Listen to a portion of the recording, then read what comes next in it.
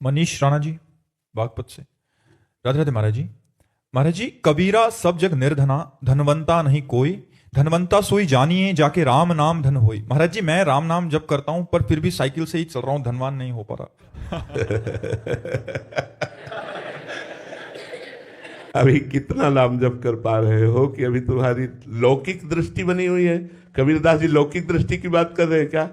लौकिक दृष्टि नहीं है, ये परमार्थिक दृष्टि है। देखो यहाँ फाइनल पे बात है। अच्छा, किसी ऐसे देश में भेजा जाए जहां आपको मकान मिले, स्त्री मिले, पुत्र मिले, मित्र मिले, सब कुछ मिला, लेकिन वहां से जब अपने देश के लिए लौटोगे तो सब छीन लिया जाएगा। बोलो, रहना पसंद करोगे ऐसे देश में? वो ये देश है मृत्यु लोक। यहां सब कुछ छीन लिया जाता है। जब मृत्यु आती है साथ क्या जाता है? नाम रूपी धन। उसी बात को कबीरदास जी कह रहे, कबीरा सब जग निर्धना, क्योंकि जब जाएगा तो सब छीन लिया जाएगा। धनवंता नहीं कोई, तो धनवंता कौन है? धनवंता सोई जानिए जाके राम नाम धन हो। क्योंकि जब वो जाएगा तो भगवान का नाम रूपी धन लेकर जाएगा, उसे कोई छीन नहीं सकता। हाँ, भगवान का भक्त हो सकता है, उसकी चरण पादुका भी ना हो सकता है उसके भोजन की भी समस्या हो, लेकिन वो सबसे बड़ा धनी, ब्रह्मा भी उसके समान नहीं धनी है जितना नाम जापक धनी है। अगर नाम जापक इन लौकिक वस्तुओं की चाह करेगा तो पूर्ण हो जाएगी। तुम्हारे तो साइकिल है यार, हमारे तो साइकिल भी नहीं थी। हमारे तो साइकिल भी नहीं थी, मांग के रोटी खाते थे, कई कई दिन भूखे भी रहे जीवन में। जब गोस्वामी तुलसीदास जी के सामने अकबर बादशाह ने ताज उतार के रखा तो गोस्वामी जी की आंखों में आंसू आ गए। तो निज जनों ने पूछा कि बादशाह प्रणाम कर रहा है, इस खुशी में आंसू आ गए? उन्होंने कहा नहीं, जब राम का नहीं था तो तुलसी को कौर मांगे नहीं मिलता था, आज राम का हूं तो बड़ा बड़ा बादशाह ताज उतार के रखता है। तो ये केवल भगवान के हो जाने पर है। तुम जपते रहो, हमारी बात पे विश्वास कर लो, तुम ऐसे धनी हो जाओगे जो लोक परलोक दोनों जगह तृप्त हो जाओगे। हमारी बात मान लो, पहले नाम जप करो, तुम्हारे पाप नष्ट हो। ये ही पाप नष्ट होंगे तो ये सब सुख सुविधाएं आपको घेर लेंगी। अगर भगवान का भरोसा है तो भैया अपने आप सब व्यवस्था होती है, अपने आप व्यवस्था होती है। आप अभी नाम जप करो, ये सोचो मत कि हम साइकिल से चलते हैं, नाम जप करो, आगे व्यवस्था हो जाएगी, बढ़िया हो जाएगी। ई पर लोग सकल सुख पावत, मेरी सो भैया कृष्ण गुण संचु। हमारे आचार्यों ने कहा है, जो भगवान का नाम जप करते हैं, भगवान के लीला चरित्रों में चित्त लगाते हैं, तो आज नहीं तो कल वो सुखी हो जाएंगे। कल हमारा जीवन क्या था, आज हमारा जीवन क्या है, दोनों को देख लीजिए, लेकिन हम वही है, हम वही हैं। परिवर्तन आप देख लीजिए, ये केवल भगवान की शरण की बात है। इसलिए सबसे प्रार्थना करते हैं, आप हमारी बात पर विश्वास कर लो, इधर उधर भटको मत, पाप आचरण मत करो और नाम जप करो। गुरु कृपा से आप देख लेना, एक दिन निहाल हो जाओगे। छोड़ना मत नाम जप करना, चाहे लाभ दिखाई दे चाहे ना दिखाई दे, एक दिन देखना निहाल हो जाओगे। जैसे हम आपको कह रहे हैं, ये तो आपको बाहरी बात है, आंतरिक बात है कि मुझे भगवान की कृपा प्राप्त हुई है, मुझे श्री जी की कृपा प्राप्त हुई, जो हम तुम्हें बता नहीं सकते। लोक और परलोक दोनों हमारी जेब में है, दोनों हमारे हृदय में आनंद प्रदान कर रहे हैं। इसलिए विश्वास कीजिए, खूब नाम जप कीजिए। ऋषभ अग्रवाल जी वाराणसी से। राधे राधे महाराज जी। महाराज जी, आपके चरणों में कोटि कोटि प्रणाम। महाराज जी, राजी हैं हम उसी में जिसमें तेरी रजा है। महाराज जी, ये भाव श्री जी के लिए अपने हृदय में कैसे प्रकट हो? क्योंकि सुख में तो ये भाव रहता है, परंतु दुख में। अरे यहाँ सुख दुख की बात हो रही है। राजी हैं हम उसी में जिसमें तेरी रजा है, ये बहुत बड़ी स्थिति है। ये स्थिति है, ये कोई बुद्धिगत सोच नहीं है। बुद्धिगत सोच में इतनी सामर्थ्य नहीं है कि हम राजी हैं उसी में जिसमें तेरी रजा है। ये स्थिति है जब मैं का पूर्ण रूप से प्रभु में समर्पण हो जाता है। जैसे गोपीजन कहती हैं, कान भय प्राण में, प्राण भय कान में, सखी ही में न जान परे कान है कि प्राण है। प्राण हमारे कृष्णाकार हो गए, मानो कृष्ण ही प्राण हो गए। अब जो राजीपना है, जैसे श्री गुरु अर्जुन देव जी कहते, तेरा किया मीठा लगे। जैसे हरिवंश महाप्रभु कहते हैं, जोई जोई प्यारो करे सोई मोहि भावे। जैसे श्री स्वामी हरिदास जी कहते हैं, ज्यों ज्यों राखत हो त्यों त्यों रहियत हो हे हरि। ये बहुत ऊंची स्थिति है। जब अहम का समर्पण हो जाता है, जीवत्व भाव नष्ट हो जाता है, केवल कृष्णाकार वृत्ति, तब हम उसी में प्रसन्न रहते हैं जो हमारे प्रभु का विधान रहता है। वो दुख सुख की वहां गणना नहीं होती, वहां दुख सुख की गणना नहीं होती, वहां प्रभु के विधान की गणना होती है। ये बहुत बड़ी बात है, ये बहुत ऊंची स्थिति है जिसके हृदय में आ जाए कि हम राजी हैं उसी में जिसमें तेरी रजा। ये बहुत बड़ी बात है। इसकी तो भीख मांगते हैं हम भी, इसकी भिक्षा मांगते हैं प्रभु से कि हे नाथ ऐसी सामर्थ्य दे दो कि आपके विधान में क्यों में न लगे और मन राजी हो जाए। ऐसा क्यों ये न लगे, ऐसा प्रभु ने क्यों किया, ये प्रश्न न खड़ा हो और हमारा हृदय नाचे कि ये मेरे प्रभु का विधान है। चाहे वो घोर रूप हो, चाहे वो प्रिय रूप हो, चाहे वो शांत रूप में विधान हो या घोर रूप, घोर अशांति का तांडव हो, तो भी हम राजी हैं उसी में जिसमें तेरी रजा है। ये अहंकार समर्पित होने पर ही ऐसी स्थिति आती है। ये बातों से स्थिति नहीं आएगी, ये बुद्धिगत स्थिति नहीं है, ये बुद्धिगत स्थिति नहीं। बुद्धि तो सुख में बोल देगी हम राजी हैं उसी में जिसमें तेरी रजा है, लेकिन दुख में आप सोचो, एक महापुरुष को तपते हुए तवे पे बैठाल करके और ऊपर तप्त बालू डाली जा रही है, पूरा शरीर जल रहा है ताप से, और कहे तेरा किया मीठा लागे। बहुत ये तो ऊंची स्थिति है। आरे से चीरे जा रहे हैं और मुस्कुरा रहे हैं। विष का प्याला मीरा जी के सामने भेजा गया, पी गई। हम राजी है उसी में जिसमें तेरी रजा है। अपने अहम को जब तक भगवदाकार नहीं कर दिया जाता, जब तक पूर्ण समर्पण नहीं कर दिया जाता, तब तक ये बात नहीं। आप सोचो, तुम दुख सुख की बात कर रहे हो, अपने धर्म के लिए गर्दन कटवा रहे हैं, लेकिन हम राजी हैं उसी में जिसमें तेरी रजा है। उनके एक शिष्य ने कहा, अपनी सामर्थ्य प्रदर्शित करना चाहा तो सारी नजदीक बुलाया और छू दिया और कहा आप दिखा सामर्थ्य। हम वही जो वाहिगुरु का आदेश है उसी का पालन करते हैं। हमें अपनी सामर्थ्य का प्रदर्शन नहीं करना, हमें दिखाना है बलिदान देकर कि धर्म के प्रति कितना समर्पण होना चाहिए। हम राजी हैं उसी में जिसमें तेरी रजा है। ये बहुत बड़ी बात है, बहुत बड़ी बात है। हम राजी हैं उसमें जिसमें तेरी रजा है। ये तभी हो सकता है जब अपने को जिंदा मार दे। जिंदा मार देने को मतलब अहम को मिटा दे।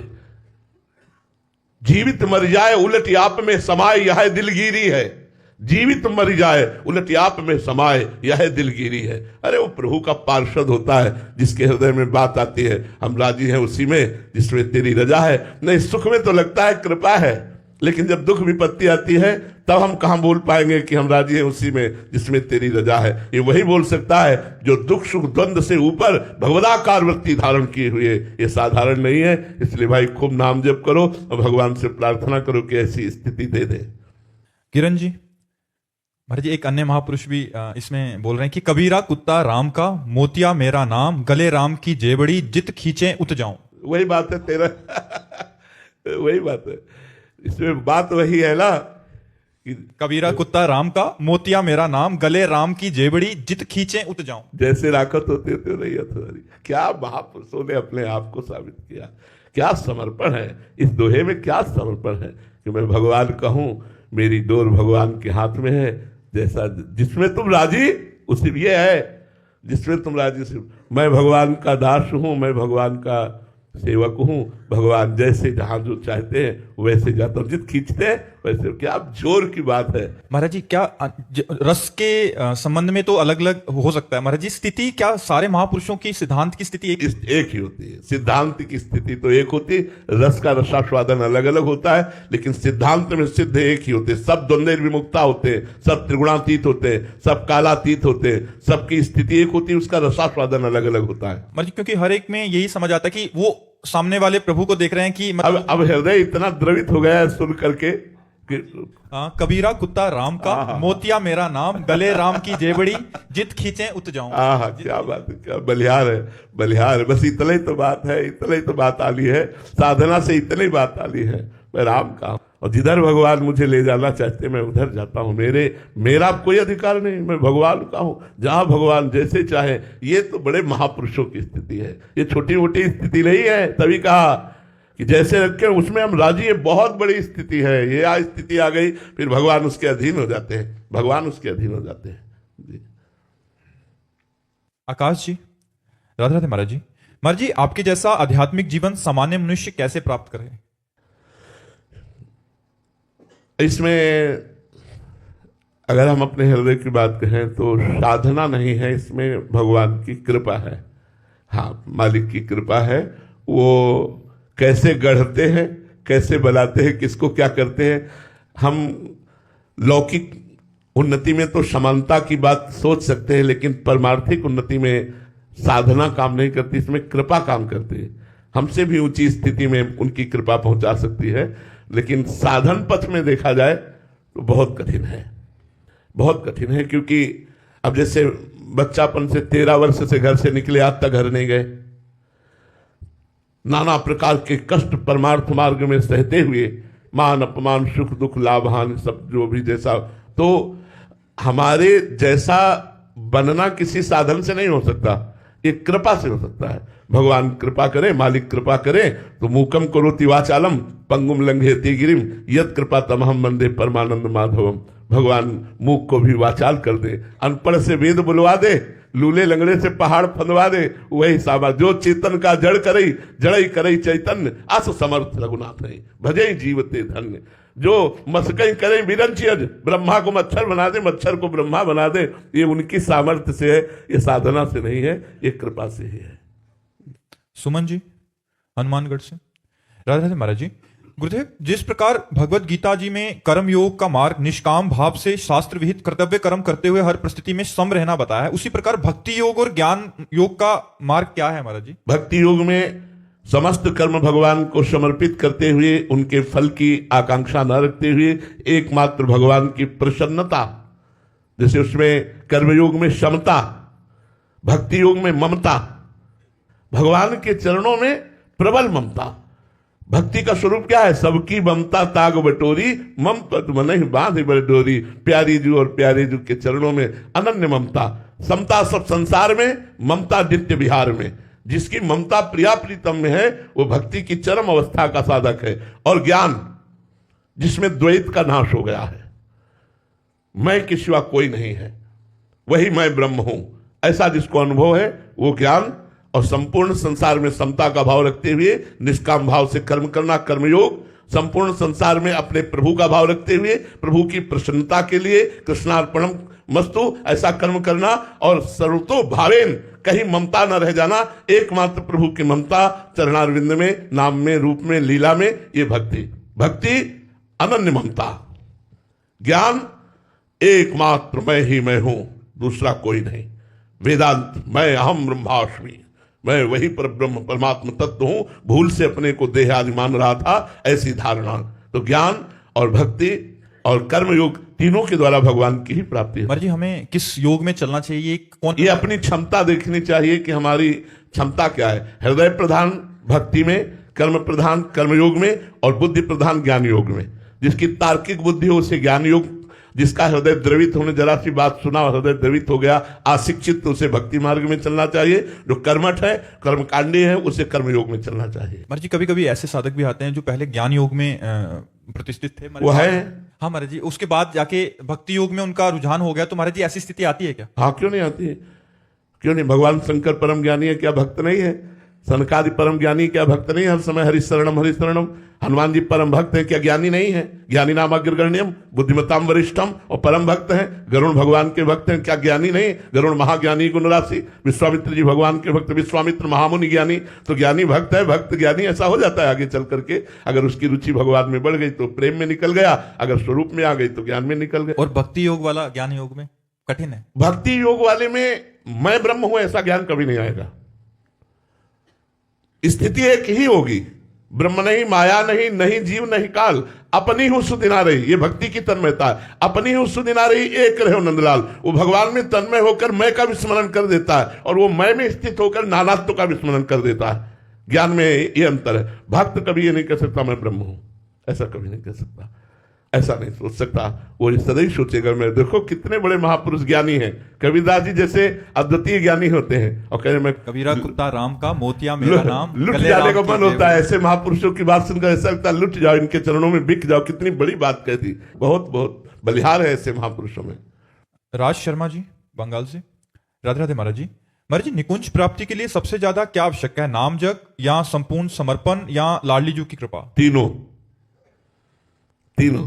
एक को आपने जो लिया उसमें तीनों आएंगे, क्योंकि जब लाडली जी की कृपा होगी तभी आपको रसिकों का संग मिलेगा। रसिकों के संग से आत्मसमर्पण होगा, और जिसके प्रति आत्मसमर्पण किया उसका निरंतर स्मरण होना, यही निकुंज गमन की बात है। तीनों जरूरी है। ऐसा नहीं है कि लाडली जी की कृपा है, आपका आत्मसमर्पण नहीं हुआ, नाम जप नहीं किया तो वो तो सब पे है, क्या सबका कल्याण हो जाएगा? क्या सब पर मोरी बराबर दया? तो उसके लिए आत्मसमर्पण अनिवार्य है। आत्मसमर्पण बिना रसिकों के संग के नहीं होता, बिना भगवत प्रेमी महात्माओं के संग के नहीं होता। आत्मसमर्पण का फल क्या है? भगवत स्मृति। नष्टो मोहा स्मृति लब्धा, मोह का नाश हो गया, हर समय भगवत स्मृति में, हर समय भगवत नाम जब चल रहा। हरिवंश कृपा, हरिवंश कहाँ है? तो लाडली जी की कृपा, आत्मसमर्पण, आत्मसमर्पण की कृपा, निरंतर भजन। समझ में आया? तीनों अलग नहीं किए जा सकते, तीनों एक कड़ी की बात है जिसे आप अलग अलग कह रहे हैं। महावीर रनवा जी, राधे राधे महाराज जी। गुरु जी, क्या गृहस्थ धर्म में रहकर मोक्ष की प्राप्ति संभव है? बिल्कुल संभव, बिल्कुल संभव है, पर नियम से हम ऊपर चढ़ते हैं, अगर नियम भ्रष्ट हो जाए तो हम नीचे गिर जाते हैं। जो गृहस्थ में केवल अपनी पत्नी से ही भाव रखता है, अपने परिवार को धर्म पूर्वक कमाई से पालता है, आए हुए अतिथि को प्राणपन से स्वागत करता है और नाम जप करता है, उसको घर में रहते हुए भगवत प्राप्ति हो जाएगी। हमारी बात लिख लो।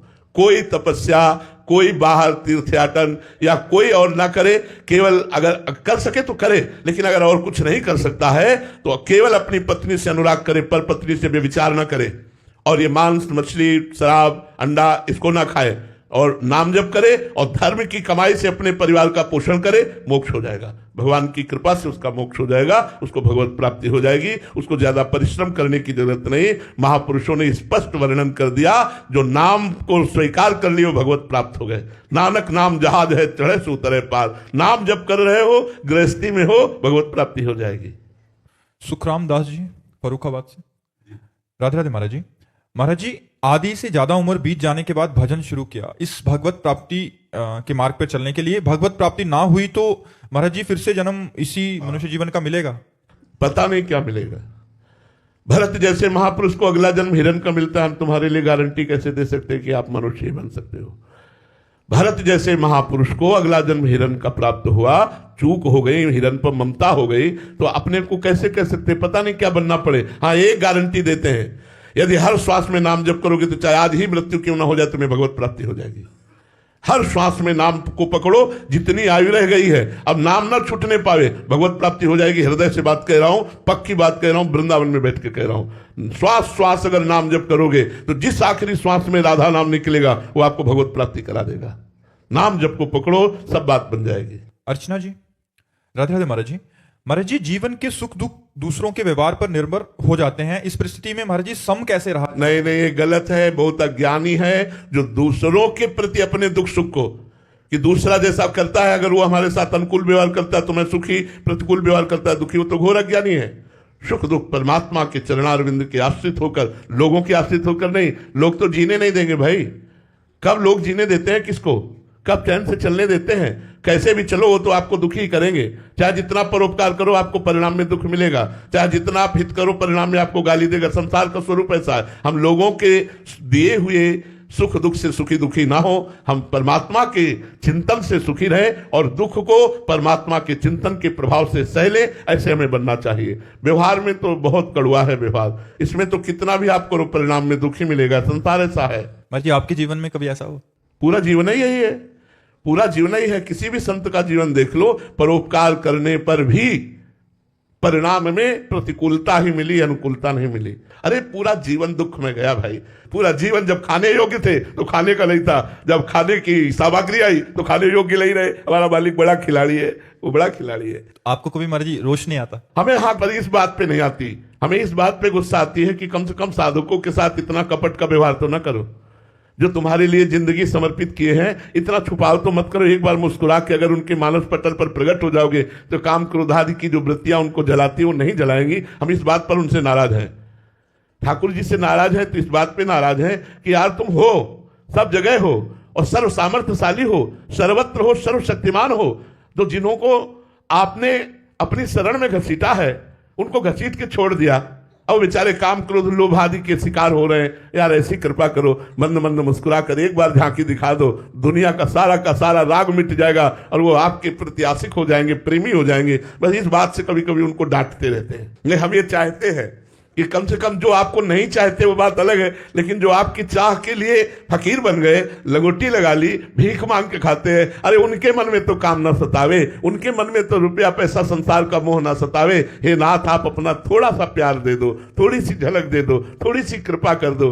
पर वो कुछ ऐसा उनका विधान होगा जो हमारी बात नहीं सुनते। नहीं, हमें लगता है कि साधक की आंतरिक वृत्ति को सुधारने के लिए इनका रूप काफी है।